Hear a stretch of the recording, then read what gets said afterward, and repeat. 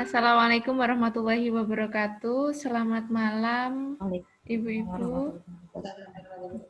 Waalaikumsalam warahmatullahi wabarakatuh. Ya, di sini kita sedang berada di sesi in-house training, ya. Jadi in-house training ini saya mengambil materi tentang profil pelajar Pancasila. Begitu. Saya mau sebelumnya, apakah ada yang sudah mendengar tentang profil pelajar Pancasila, Ibu-ibu? Pernah. Ya, pernah ya. Pernah. Oke, sebelum mengarah ke sana, saya mau memperkenalkan diri saya dulu. Nama saya Zaini Fahmia dari SMPN 3 Kediri. Mungkin ada yang sudah pernah main ke Kediri, Ibu. Bu Lili juga dari Kediri, ya? Saya belum, Bu. Oh, belum. Nanti di lain waktu ya. Iya. Semoga nanti di lain waktu kita bisa bertemu di Kediri ataupun dimanapun, ya. Oke. Sekarang kita masuk ke materi tentang profil pelajar Pancasila. Saya mau share screen dulu. Oke.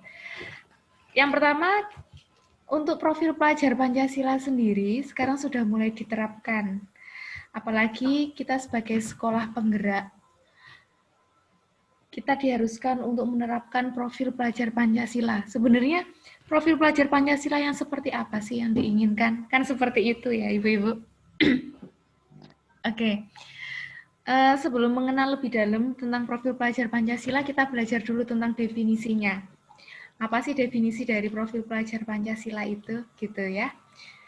Oke.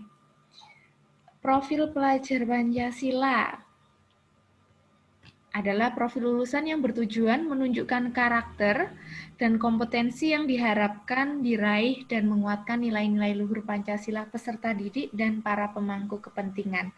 Berarti di sini yang ditanamkan atau yang ditegaskan itu apa, Ibu-ibu? Nilai luhur Pancasila. Nilai luhur Pancasila. Oke. Penelitian pada karakter. Iya, pendidikan karakter. Jadi di sini lebih kepada Pancasilanya yang ditekankan ya. Karakter siswa untuk menjadi seorang pelajar Pancasila. Oke. Nah, jadi ada 6 dimensi. Ada beberapa elemen yang mendukung tentang profil pelajar Pancasila ini. Yang pertama ada beriman, bertakwa kepada Tuhan Yang Maha Esa, berakhlak mulia. Nah, ini termasuk sila keberapa dari sila Pancasila, Ibu-ibu? 1. Iya. 1. Ini dari sila pertama 1, Pancasila. Iya. Betul sekali. Sila pertama. Nah, di sini diharapkannya pelajar Indonesia tuh bisa menghayati keberadaan Tuhan dan selalu berupaya mentaati perintah serta menjauhi larangan sesuai dengan ajaran agama dan kepercayaan yang dianutnya. Mengingat Indonesia tuh punya 6 agama, Bu, yang diakui. Ada Islam, ada Kristen, Katolik, Buddha, Hindu, dan juga ada Konghucu.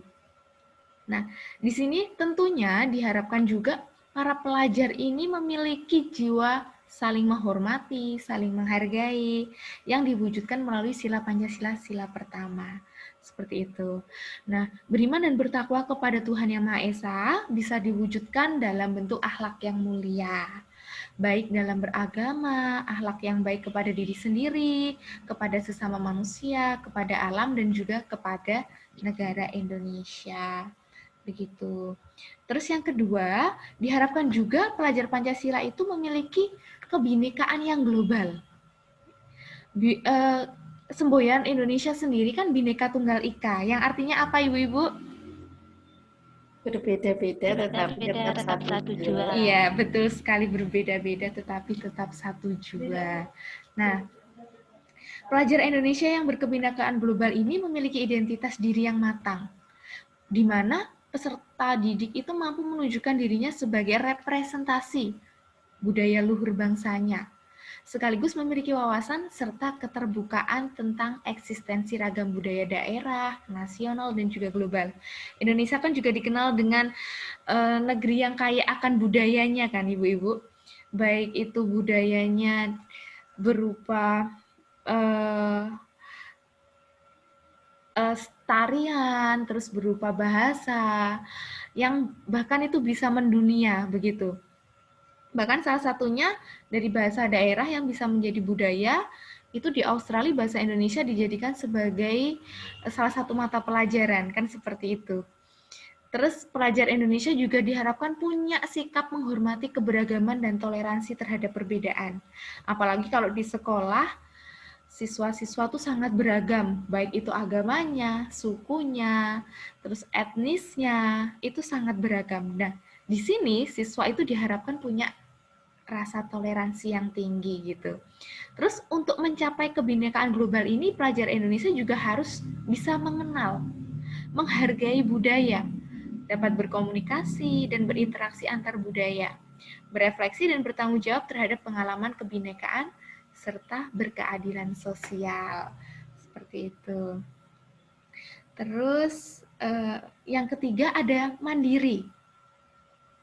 Kalau kita mengenal kata mandiri, biasanya kita cenderung, wah ini siswa bisa sekali ngapa-ngapain sendiri. Kan seperti itu ya Ibu-Ibu. Wah, karena siswa SMP itu adalah kemarin kita belajar tentang fase D, di mana rasa ingin tahunya itu lebih tinggi daripada siswa SD gitu ya. Itu masa-masa peralihannya dia. Jadi di mana dia semuanya pengennya sendiri. Apa-apa maunya sendiri. Gitu. Nah, di sini mandiri itu sangat cocok, di mana pelajar Indonesia bisa punya prakarsa atas pengembangan dirinya yang tercermin dalam kemampuan untuk bertanggung jawab, memiliki rencana strategis, melakukan tindakan dan merefleksikan proses dan hasil pengalamannya. Nah, untuk itu, pelajar Indonesia perlu punya kesadaran akan diri dan situasi yang dihadapi serta punya regulasi diri. Seperti itu. Jadi, bukan hanya dia pengen tahu aja, bukan hanya dia pengen melakukan semuanya sendiri tanpa tanggung jawab gitu, tidak. Mereka tetap pengen melakukan semuanya sendiri, tapi mereka juga sudah mulai punya rasa tanggung jawab itu, gitu. Dan mereka di masa ini atau di fase D, gitu, para siswa atau peserta didik itu sudah punya rencana biasanya, maunya belajar seperti apa, maunya gaya belajarnya yang menurut dia mudah, dia tentukan sendiri. Kalau zaman SD mungkin dengan metode ceramah atau diajarin sama mamahnya, cuma diceritain gitu. Tapi kalau udah SMP dia mungkin udah ngerti, oh aku bisa belajar dengan mendengarkan musik. Biasanya dari situ dia mulai bertanggung jawab akan dirinya sendiri. Seperti itu. Oke. Dari sini ada yang ditanyakan Ibu-Ibu?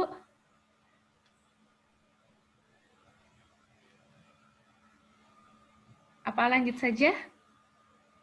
Maksudnya mungkin memiliki rencana strategis itu yang bagaimana? Oke, memiliki rencana strategis di sini maksudnya siswa itu sudah punya rencana. Rencananya tuh apa? Mungkin ke depannya dia mau menjadi apa? Kalau misalkan dia mau jadi dokter. Nah, di fase D ini berarti dia sudah mulai memikirkan apa yang harus saya pelajari. Mungkin IPA-nya ditekankan. Seperti itu. Terus cara belajar dia seperti apa? Kalau mungkin sebelumnya dia males-malesan gitu. Terus setelah dia tahu dia mau jadi dokter nih, dia jadi punya rencana. Aku sehari harus belajar berapa jam. Nah, aku harus latihan soal berapa banyak. Seperti itu. Bisa bisa diterima, Ibu? Iya. Nah, Ya, ada yang ditanyakan lagi dari sini? Oke. Saya lanjutkan ya. Oke. Nah, bergotong royong. Jadi kalau bergotong royong, di sini pelajar Indonesia tuh juga punya kemampuan untuk melakukan kolaborasi dengan sukarela agar kegiatan yang dikerjakan dapat berjalan lancar dan mencapai tujuan untuk kebaikan bersama. Ya, di sini dia sudah mulai tahu nih, kalau mau ada tugas misalnya, dia jadi tugas kelompok gitu, dia jadi tahu, oh ini bagianku ini seperti ini, job deskku seperti ini. Akhirnya dia berkolaborasi dengan temannya. yuk kita bareng-bareng. Nah, seperti itu. Dengan sukarela agar kegiatan yang dikerjakan dapat berjalan lancar dan bisa mencapai tujuan gitu. Terus pelajar Indonesia selalu berusaha melihat kekuatan-kekuatan yang dimiliki setiap orang di sekitarnya yang dapat memberi manfaat bersama, mencegah terjadinya konflik, dan tidak memaksakan kehendak kepada orang lain. Oke, hal-hal yang harus dilakukan pelajar Indonesia untuk mewujudkan gotong royong adalah yang pertama, melakukan kolaborasi, memiliki kepedulian yang tinggi, dan berbagi dengan sesama. Nah, ini kalau di fase D, anak-anak SMP gitu ya, seperti yang sekarang kita pegang, itu biasanya kita meminta murid untuk saling berkolaborasi. Ada tugas kelompok, mungkin mengerjakan proyek, ya. Ada di metode pembelajaran yang berbasis proyek, PJBL ya kemarin, gitu. Terus juga punya kepedulian yang tinggi di situ. Mungkin kalau anak SD masih yang mementingkan dirinya sendiri dan pengen main. Tapi kalau sudah SMP biasanya dia punya kepedulian yang tinggi gitu. Terus dia juga berbagi dengan sesama seperti itu. Terus yang selanjutnya bernalar kritis. Jadi pelajar Indonesia yang bernalar kritis berpikir secara objektif, sistematik, dan saintifik dengan mempertimbangkan berbagai aspek berdasarkan data dan fakta yang mendukung, sehingga dapat membuat keputusan yang tepat dan berkontribusi memecahkan masalah dalam kehidupan. Biasanya anak-anak yang sudah memasuki fase D ini, dia sudah mampu memutuskan sesuatu, seperti itu. Misalkan dia pengennya A, gitu dia sudah bisa memutuskan gitu. Tapi kalau masih anak ke SD, biasanya kan masih perlu bimbingan orang tua, masih perlu arahan. Sebenarnya SMP juga masih harus perlu. Cuman kan karena dia sudah memasuki masa ini, jadi dia sudah bisa memutuskan sendiri gitu. Terus dia juga sudah mulai terbuka dengan penemuan baru gitu. Terus dia juga sudah mulai bernalar kritis gitu, karena pelajar Indonesia yang dibutuhkan sekarang itu yang kritis-kritis gitu kan. Terus selanjutnya pelajar Indonesia juga perlu memperoleh dan memproses informasi serta gagasan dengan baik. Jadi sekarang informasi yang masuk ke Indonesia tidak harus ditelan mentah-mentah, jadi harus dipilah. Dan di sini di anak SMP perlu sekali yang namanya bimbingan, karena di sini apapun biasanya diserap. Kan seperti itu ya ibu-ibu, apapun ditelan gitu. Terus selalu menganalisa dan mengevaluasinya, kemudian merefleksikan pemikiran dan proses berpikirnya. Seperti itu, ya. Saya lanjutkan ibu. Oke.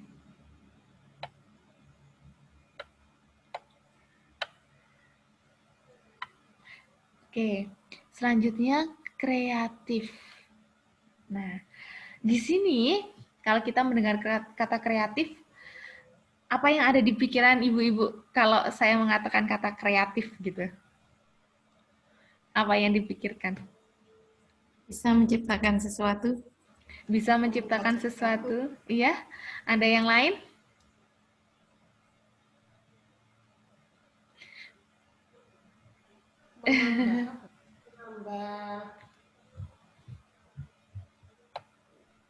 Menambah nilai dari satu barang. Oke, jadi awalnya barang itu yang tidak berguna, terus dijadikan lebih berguna atau lebih menarik gitu mungkin bahasa. Iya. Kalau kita mendengar kata kreatif gitu ya, jadi pelajar Indonesia tuh ternyata bukan hanya bisa menghasilkan loh, bukan hanya bisa menciptakan sesuatu, bukan hanya yang seperti itu. Tapi ternyata pelajar Pancasila itu mampu memodifikasi dan menghasilkan sesuatu yang orisinil gitu, bermakna, bermanfaat, dan berdampak dalam bentuk gagasan, tindakan, dan karya nyata secara proaktif dan independen untuk menemukan cara-cara lain dan berbeda untuk bisa berinovasi. Jadi sebenarnya pelajar-pelajar Indonesia tuh punya tingkat kreativitas yang tinggi. Makanya kenapa banyak sekali penemuan-penemuan baru dari dari peserta didik gitu. Nah, caranya pun juga beragam. Mungkin dari hal-hal yang sederhana, Terus dari situ dia mulai berpikir, oh ini kok bisa seperti ini ya. Terus kalau misalkan ini tidak bisa, apa yang harus aku lakukan? Nah dari situ dia mulai berpikir kritis. Akhirnya dari berpikir kritis, dia bisa menghasilkan sesuatu yang kreatif. Seperti itu ya. Oke. Ini Bu Ulfa bisa dengar ya?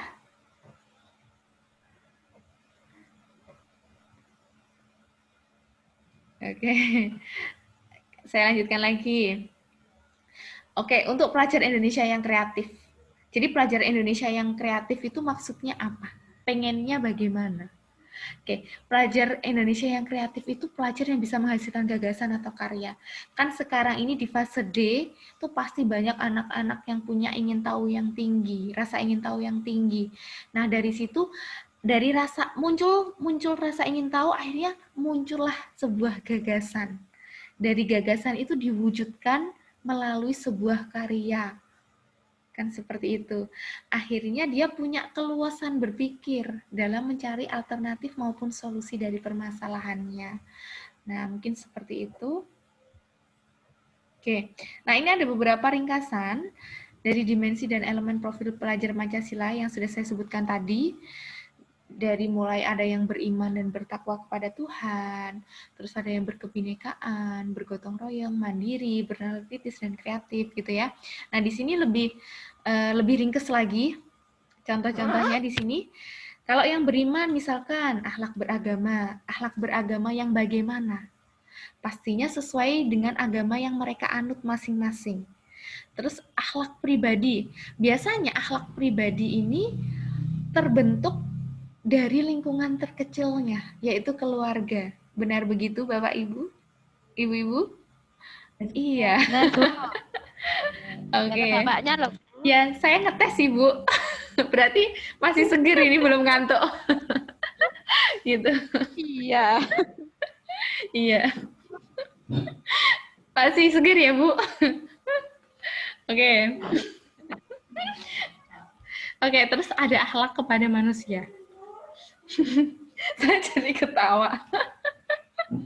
Oke. Oh, enggak Bu.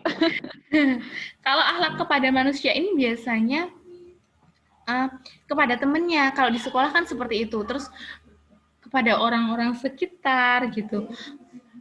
Terus juga selanjutnya adalah akhlak kepada alam. Bagaimana dia bisa menjaga alam dengan baik. Kalau ada tanaman di sekolah itu, apakah dia ada tanaman yang mau mati misalnya, apakah dia dirawat, apakah langsung dicabut, dibuang, seperti itu. Itu hal-hal yang sederhana sebenarnya. Terus juga akhlak bernegara. Sebagai warga negara yang baik, tentunya kita juga saling menghargai dan juga menghormati. Kan seperti itu. Terus dilanjutkan dengan berkebinekaan global. Nah, di sini berkebinekaan global seperti yang saya bilang tadi, mengenal dan menghargai budaya. Terus komunikasi dan interaksi antar budaya. Oke, dari sini ada yang ditanyakan atau ada yang mau menambahkan selain apa yang saya sebutkan, Ibu-ibu? Ini nggak ada bapaknya ini. Hanya ibu saja. Iya, hanya ibu saja ya. Oke. Sebentar, Bu. Oke, saya lanjutkan lagi ya, Bu. Ya. Oke. Saya tadi ngetes masih seger apa enggak sebenarnya. Karena ini jam-jam kritis. Iya. Saya lanjutkan untuk kegunaannya sendiri, profil dari pelajar Pancasila. Jadi ini profil pelajar Pancasila itu merupakan salah satu tujuan dari pendidikan nasional dari Undang-Undang Republik Indonesia ya tahun 2003 nomor 20 tentang sistem pendidikan nasional. Jadi bunyinya seperti ini. Pendidikan diselenggarakan agar setiap individu dapat menjadi manusia yang beriman dan bertakwa kepada Tuhan Yang Maha Esa, berakhlak mulia, sehat, berilmu, cakap, kreatif, mandiri, dan menjadi warga negara yang demokratis serta bertanggung jawab. Nah, selanjutnya untuk kegunaan profil pelajar Pancasila, Ki Hajar Dewantoro tuh kemarin juga sudah bilang. Kemarin kita juga sudah belajar tentang asas-asas itu ya, Ibu-ibu. Nah, di sini Ki Hajar Dewantara telah mengkonstruksi visi pendidikan Indonesia yang penting untuk dijadikan acuan sistem pendidikan nasionalnya, seperti itu. Oke. Hari Pendidikan Nasional diperingati tanggal berapa, Ibu-Ibu?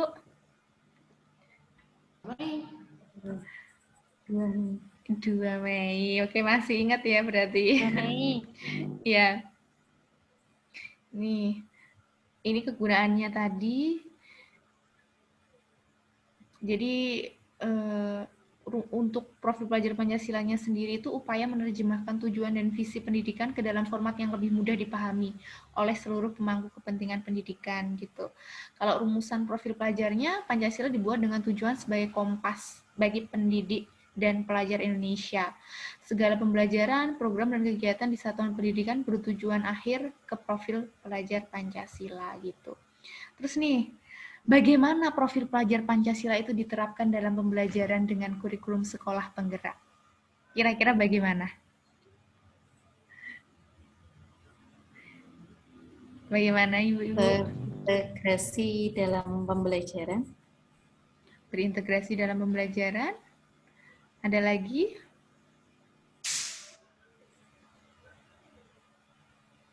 Pelajar Pancasila harus ada di dalam kurikulum sekolah penggerak. Iya. Bagaimana profil pelajar Pancasila diterapkan dalam pembelajaran dengan kurikulum sekolah penggerak? Ya, jadi ketika kita membuat modul ajar itu untuk profil pelajar Pancasila disertakan. Jadi itu agar nampak bahwa kita itu melakukan atau melaksanakan program sekolah kurikulum sekolah penggerak. Oh gitu. Iya. Mari kita lihat. Ternyata seperti ini penerapannya. Ya, pelajar Pancasila. Jadi penerapan profil pelajar Pancasila di sekolah gitu ya. Karena sekarang kita tuh berbasis karakter ya. Jadi karakter dan kemampuan yang dibangun dalam keseharian itu dihidupkan dalam diri setiap individu. Pelajar melalui budaya, sekolah pembelajaran intrakurikuler, kokurikuler maupun ekstrakurikuler. Pasti selain belajar biasa pasti ada ekstrakurikuler kan di sekolah ibu-ibu. Nah, dari sini juga bisa dimunculkan. Terus bisa melalui budaya sekolah. Ini tuh ada iklim sekolah, kebijakan, terus ada pola interaksinya, ada komunikasinya, serta norma yang berlaku di sekolah. Terus juga ada intrakurriculumnya. Intrakurriculumnya yaitu mengenai muatan pelajaran atau kegiatan pengalaman belajar. Terus ada project. Project ini tentang pembelajaran berbasis proyek yang kontekstual dan interaksi dengan lingkungan sekitar. Biasanya kita kalau IPS banyak nih tugas, bukan banyak, pasti satu semester gitu ada tugas proyek 1 kali, biasanya kan seperti itu. Nah, ini bisa diwujudkan di sini. Terus ada juga ekstrakurikuler, kegiatan untuk mengembangkan minat dan bakat. Tentunya setiap siswa tuh pasti punya minat dan bakat yang berbeda-beda. Karakternya saja beda, apalagi minat sama bakatnya. Nah, di sini kita punya kesempatan untuk itu, untuk mengembangkan minatnya, bakatnya. Begitu. Terus lagi, ini ada proyeknya, proyek penguatannya, ada penting juga bagi siswa belajar lintas mata pelajaran. Misalkan IPA sama IPS sama PKN, itu kan saling nyambung, bisa digabungkan gitu. Terus juga proyek penguatan profil pelajar Pancasila itu terjemahan dari pengurangan beban belajar di kelas.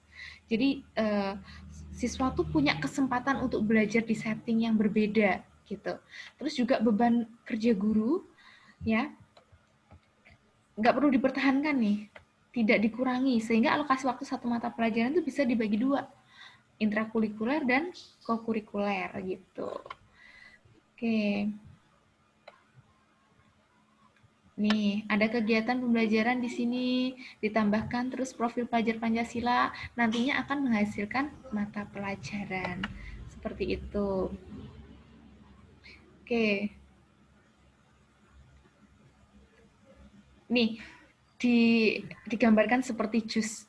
Kalau sekarang mata pelajaran di Indonesia gitu ya.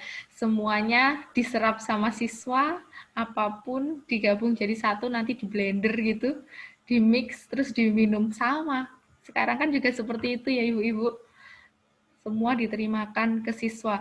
Padahal kalau di beberapa negara itu siswa yang menginginkan satu fokus mata pelajaran, dia dari kecil sudah diarahkan tuh misalkan IPA, berarti dia hanya belajar IPA. Nanti pekerjaannya dia juga tentang mata pelajarannya, yaitu tentang IPA, kan seperti itu. Nah, ini juga ada proyeknya ya untuk menerapkan profil pelajar Pancasila. Kalau guru biasanya pengelolaan jam pelajaran dan kolaborasi guru seperti itu. Terus kalau pengelolaan waktu dan kegiatan, menyiapkan sistem dan perencanaan hingga penilaian. Biasanya bisa pakai dokumentasi, portofolio, terus juga bisa kolaborasi, kan gitu. Kolaborasinya ini bisa sama masyarakat, komunitas, universitas gitu ya. Oke. Nah, dari sini ada yang ditanyakan? Ini sudah keluar dari profil pelajar Pancasila. Mungkin ada yang ditanyakan, Ibu-ibu? Sudah ya? Baik. Kalau tidak ada yang ditanyakan, saya akhiri ini ya Ibu-ibu. Oke. Sebentar, Nanti, Bu. oh ya, Sebentar. kayak monggo Bu. Iya. Sebentar. Oke. Tadi kan apa namanya di profil ini ya, Iya. butuh unit pembelajaran terintegrasi. Artinya ketika nanti apa namanya kita melakukan pembelajaran itu Iya. misalkan kita IPS gitu, Iya. itu misalkan kita ambil ekonomi ngoten nggih. Ekonomi Iya. misalkan apa ya? Tentang perdagangan. Oke. Nah, berarti nanti kita bisa mengincludekan seperti apa namanya? Geografisnya gitu itu. Itu kan masih Iya. masuk IPS nggih. Masih, Bu. Nah, untuk apa nanti mungkin hitung-hitungannya, mungkin hitung-hitungan apa neraca perdagangan dan lain sebagainya itu berarti Iya. kita kan memasukkan include matematika ngeten nggih. Iya, itu nanti masuk Oke. ke ekonomi gitu, Bu. Oke, sampun. Kan memang IPS itu adalah integrasi dari ilmu-ilmu sosial, Bu. Itu ada antropologi, terus ada juga sejarah, geografi, kan seperti itu. Dan ekonomi, dan masih banyak lagi gitu. Iya. Oke, dari Maksudnya sini. itu di sini maksudnya itu kan kalau memang IPS kan memang sudah terintegrasi dari beberapa komponen ya atau dari beberapa apa namanya pelajaran. Maksudnya itu misalkan terintegrasi dengan mata pelajaran yang lain seperti IPA mungkin itu anu ya contohnya kayak geografis gitu ya. Iya. Siklus air. Nah, itu kan juga di IPA ada nggih? Iya, di IPS juga ada, Bu. Nggih, jadi kan mengintegrasikan kan seperti itu integrasinya nggih. Iya. Dalam pembelajaran. Oke. Atau contoh lain misalkan tentang lingkungan gitu kan. Di kelas 7 kan ada materi hutan, terus nanti di IPA mungkin materinya sama hutan, cuman kalau di IPA tuh cara pelestariannya atau mungkin komponen yang ada di hutan, ekosistemnya apa aja. Kalau di kita kan hanya cara pelestarian, mungkin seperti itu ya, Bu. Terus sama sumber daya alamnya gitu. Oke. Ada yang ditanyakan lagi? Sudah? Oke, terima kasih banyak. Iya, terima kasih banyak Ibu atas waktunya. Jadi nanti kalau misalkan ada yang ditanyakan, silakan nanti kita lanjut ke WhatsApp atau melalui chat gitu. Ya, dari sini saya mohon maaf apabila ada kesalahan. Kalau manusia memang banyak salahnya ya, Bu. Oke. Dari sini sama, ya. Bu. Terima kasih banyak. Saya tutup ya, Bu. Assalamualaikum warahmatullahi wabarakatuh. Waalaikumsalam warahmatullahi wabarakatuh.